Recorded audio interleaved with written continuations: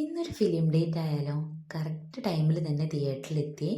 ഇനിയും ഒരു 5-10 മിനിറ്റ് ബാക്കിയുണ്ട്. അപ്പോഴേക്കും സമാധാനമായിട്ട് പോപ്കോണും പിന്നെ കഴിക്കാൻ വേറെ എന്തെങ്കിലുമൊക്കെ വേണമെങ്കിൽ വാങ്ങിയിട്ട് പോവാവേ. അങ്ങനെ ഞങ്ങൾ പോയി പോപ്കോണും സ്പ്രൈറ്റൊക്കെ വാങ്ങിച്ചു. സീറ്റിലൊക്കെ ഇരുന്നു. അങ്ങനെ ഇതാ പടം തുടങ്ങാൻ വേണ്ടിയിട്ട് പോവാണ്. ധർമ്മ പ്രൊഡക്ഷൻ്റെ ആയിരുന്നു കേട്ടോ. പിന്നെ വേഫറും ഉണ്ടെന്ന് തോന്നുന്നു.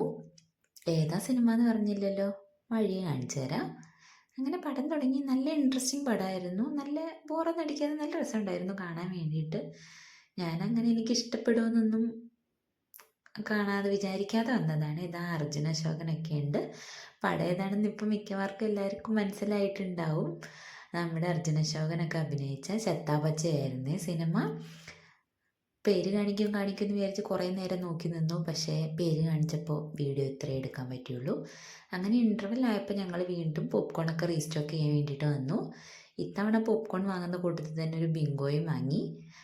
പോപ്കോൺ അവന് ബിങ്കോ എനിക്കെന്നൊക്കെ പറഞ്ഞിട്ടാണ് വാങ്ങിച്ചത്. പക്ഷേ രണ്ടും ഞാൻ തന്നെ കഴിക്കും. പോപ്കോൺ കുറച്ചെങ്ങാനും അവന് കൊടുത്തേക്കാം അല്ലേ. ഇൻ്റർവെല്ലിന് ശേഷം പിന്നെ ഒരു അടിപൊളി ക്യാമിയോ അപ്പിയറൻസ് ഉണ്ട്. അതാരാണെന്ന് എല്ലാവരും തിയേറ്ററിൽ തന്നെ പോയി കണ്ടു നോക്കണേ. അങ്ങനെ പടമൊക്കെ വിട്ട് ഞങ്ങൾ ഇറങ്ങി. നല്ല സിനിമയായിരുന്നു, എനിക്കിഷ്ടപ്പെട്ടു. അത്യാവശ്യം തിരക്കൊക്കെ ഉണ്ടായിരുന്നു തിയേറ്ററിൽ.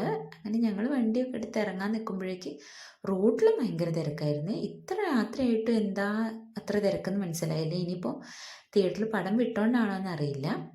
നല്ല തിരക്കായിരുന്നു റോഡിൽ. ഞങ്ങൾ പിന്നെ നേരത്തെ ഫുഡൊക്കെ കഴിച്ച് കയറിയതുകൊണ്ട് കഴിക്കാനൊന്നും ഉണ്ടായിരുന്നില്ല. മെല്ലെ വീട്ടിലേക്ക് വിട്ടു. അപ്പോൾ എല്ലാവരും പടം തിയേറ്ററിൽ പോയിട്ട് കാണുക. ഇഷ്ടപ്പെട്ട കമൻറ്റ് ചെയ്യണേ. എല്ലാവരും കണ്ടോ കണ്ടില്ലേ എന്നുള്ള കാര്യമൊക്കെ കമൻറ്റ് ചെയ്യുക. അപ്പോൾ ഗുഡ് നൈറ്റ്.